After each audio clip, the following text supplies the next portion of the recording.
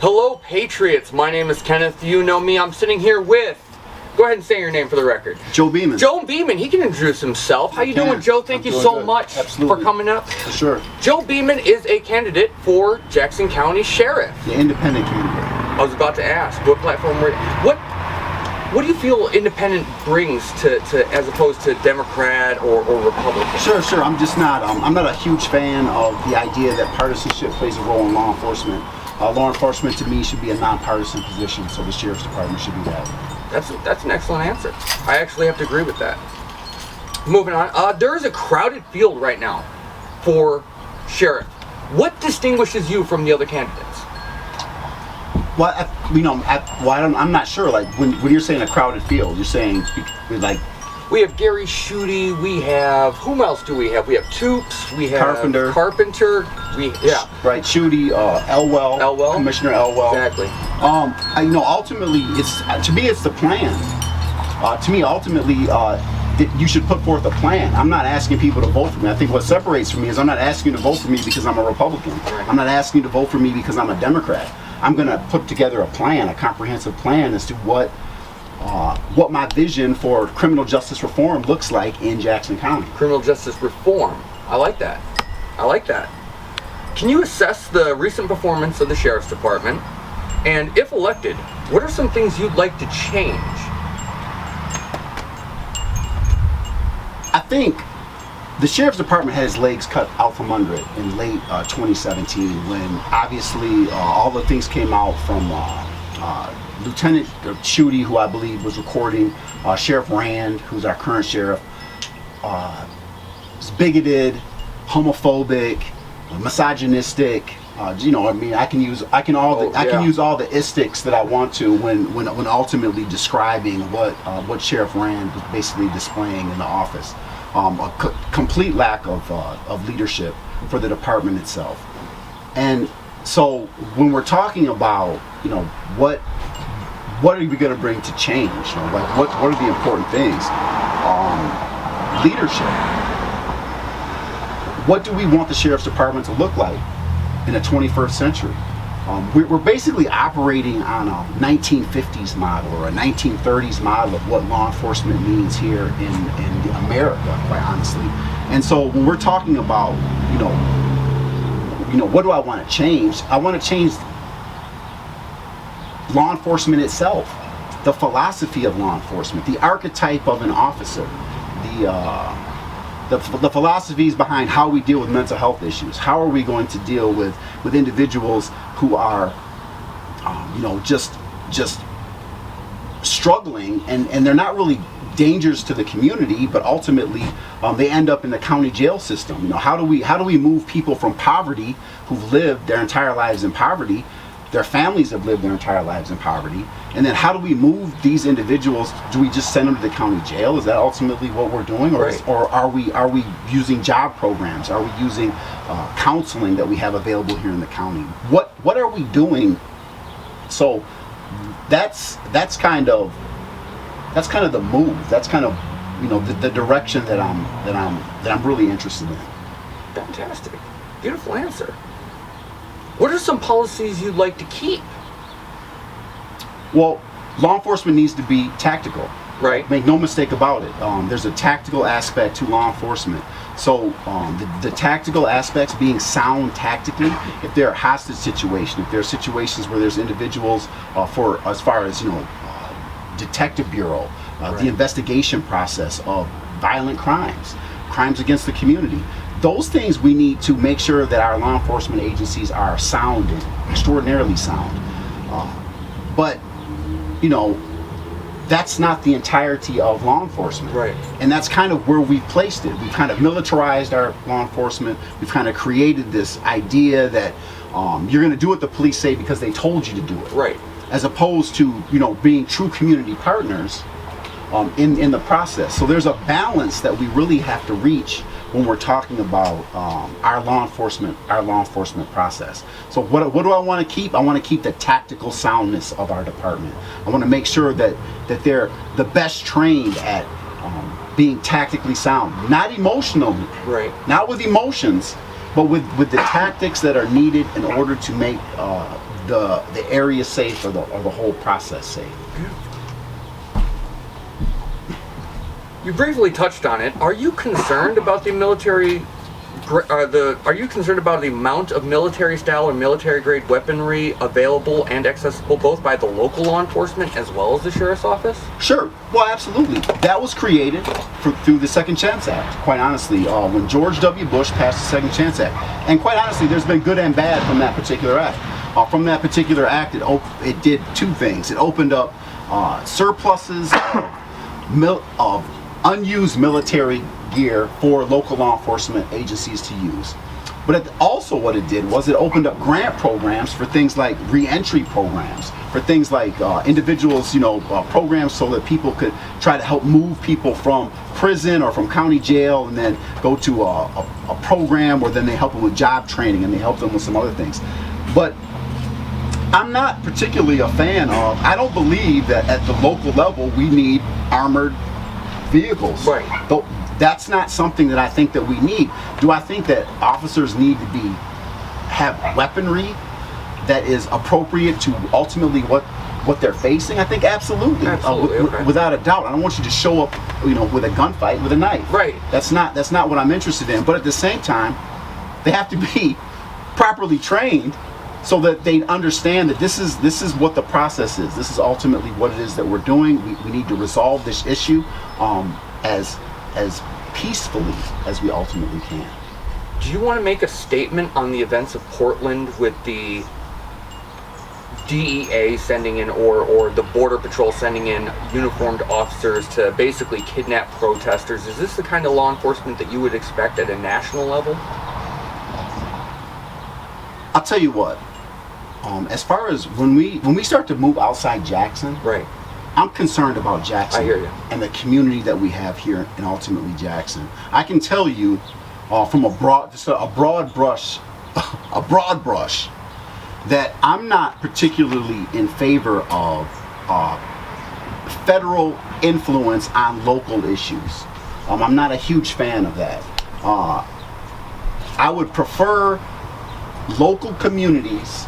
The community that we have are the individuals that are making the determinations as to how law enforcement is kind of, deliberated or presented to their own communities. I would say that. I have to absolutely agree. I'm not a huge fan of federal. I don't like the idea of someone coming in and just taking care of something that our city or even our state could have taken care of. Right, I would agree with that. Yeah, thank you.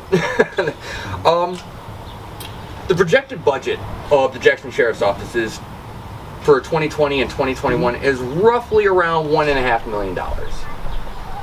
Roughly. Do you feel qualified and ready to handle such a such a large budget to handle and deal with on the? Sure, I actually think it's more than that, quite honestly. I think that the actual budget of it is, there's actually two phases to the budget when we're talking about road patrol and we're talking about jail services. And that's well above $1 million, quite honestly. We're really more around the lines of about $7 million to $8 million when we're talking about road patrol services, detective bureaus. We're talking about the jail itself. It's extraordinarily expensive to run a jail. But yeah, I'm completely comfortable in the process, in the idea of the budgetary process. I've worked in corrections for a long time. One prison is typically about $20 million budget. All right, I have not managed the budget in a prison system before, but I'm comfortable in the ideas of kind of what's happening within a budget. Not to mention the fact that you really have the opportunity to work with the county controller. Quite honestly, the county administrator. There's a variety of individuals who have an expertise in the budgetary process that clearly, you, as the sheriff, you have to work hand in hand with. From the county's perspective, you have to understand that the sheriff presents a budget to the county commission that then the county commission approves or doesn't necessarily approve. Right. So the sheriff has a lot of latitude in where the money goes within their own budgets. So where it's something that I'm absolutely not, have not had a ton of experience with. I'm not in all afraid of ultimately the process of it. That's awesome. And I like the fact that you've already recognized that there are other departments that you can easily work in tandem with. That's beautiful. Absolutely. Now, you're a corrections officer. You've worked in the prison. How long have you worked for the prison? You know what? I've worked for the prisons for almost 20 years, on and off. Quite honestly, I left the prison system. I was in the prison system for about 16 years. I have worked as an officer. I've worked as a parole agent. I've worked as a housing unit manager. I've worked as the manager. Keep going. I was about to ask. I've worked as the manager of the Interstate Compact Office. I've worked as a prison counselor. My current position is I work with Offender Success as an institutional parole agent, where I connect individuals who are paroling from prison back to the Detroit, Macomb, and Oakland counties, and connecting them with services. So I have a kind of a wide background in criminal justice when it comes to the prison population, as well as a parole agent working with multiple. I mean, I've worked with the DEA, I've worked with ICE, I've worked with the FBI, I've worked with a variety of different law enforcement agencies over my career. That's awesome, though. You know, you have that experience working with many different agencies. Absolutely. And that would bring a strength, I think, to a sheriff's office, having that experience. Regarding the current state of the prisons, this was actually pretty near and dear to Wardell. Quoting, "I'll be frank, it's unhealthy and it's gross. It's borderline inhumane. The general atmosphere is a quiet hostility at best. Recidivism is based on the potential of positive rehabilitation, something that our current system deeply lacks. Much of the community sees our system profiting off poorly produced meals served in meager rations and phone calls being charged an inexorbitant price, like really highly inflated. What is your assessment of the current state of the system? Do you agree with these comments?" You know, when we're talking about incarcerating people, we're talking about taking people out of the community and placing them in an environment that is an extraordinarily negative environment. I will agree that is an extraordinarily negative environment. There's not a lot of positive things that are happening in the prison system, but there's a balance. Quite honestly, there's just a balance between what it is we're trying to do as a society. I don't understand. We're doing this. Right. Every human being that I meet, every human being that comes into my office, I want you to be successful. But I understand that there's a variety of hurdles that we've placed in front of ourselves. So when you say, do I agree or disagree with the statement, I'll say many of the statements in there I can see from a perspective that, yeah, absolutely, that is a completely rational perspective for individuals to look at. But if you're looking for the fault, then look at us. Right. Because it's us, the community, that is deciding that this is the way that we're going to do criminal justice, that this is how it happens. So if we're interested in changing that process, then we have to look at the legal aspect of it, because there's Michigan compiled laws, MCLs, that are dictating all of the actions of the Department of Corrections. The Department of Corrections doesn't act in impunity. You know, they don't just decide things. They're responding to what our legislature have legislated and said that this is what the deal is. If you commit this crime, if you do this, if you do that, then these are the punishments for that. And I would say we have to seriously look at truth in sentencing. Understanding truth in sentencing and understanding the ramifications of that decision to say that you're going to serve this amount of time no matter what are things that we have to look at. But that's really not the Department of Corrections. Right. The reality is that it's the legislature. Anytime the legislature wants to decide to do something different, then they can ultimately decide to do something different. But if the expectation of the Department of Corrections is going to change something, they're going to operate within the constraints of the legislature. So again, why this matters, why it matters that we vote, why it matters why it matters the events that you put on about registering to vote and figuring out what you want to do, because these are the decisions that are ultimately made. If you want change, you must participate in the process. We have to be the change if we want to see that change. 100%. What is your stance on sheriffs or officers just being called to manage or resolve requests for individuals, for example, suffering from mental health, like they're having a breakdown at Walmart? Sure, absolutely. Do you have any plans to begin staffing your offices with, let's say, instead of another sheriff, maybe a retired officer who has mental health counseling?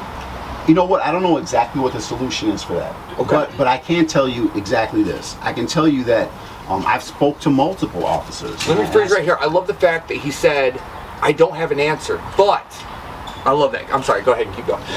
Right. Well, I mean, once again, I've talked to multiple officers about that. Officers are asked to respond to a variety of different calls. You have to keep in mind that our 911 system quarterly reports how many calls that go out to our local law enforcement agencies. There's over 60,000 calls a quarter that go out for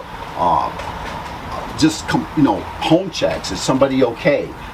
Accidents, as well as a variety of different criminal activity that's ultimately going on. So no, we have to partner. This is the thing. We have to partner with the communities that we have. This is why I like the sheriff's department.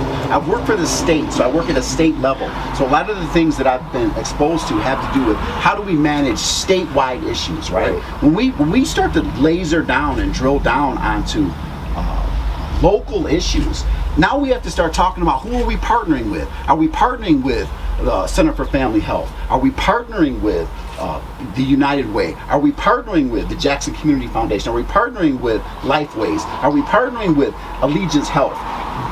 Where are these relationships? And it's the sheriff's job to develop these relationships.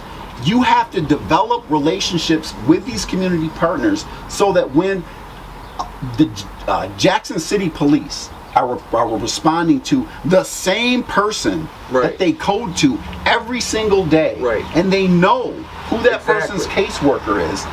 Why aren't we just bringing their caseworker ultimately into this process? Why aren't we figuring a way to better manage the actual situation that we're dealing with? So to your question, yes, absolutely. You nailed it, by the way. Yes, go ahead. Absolutely. It's about the partnership with the community and the local level that we're talking about of operating. I love it. One last question, and I don't know if you know me, I like to ask these really weird tangent oddball questions. So what's it going to be?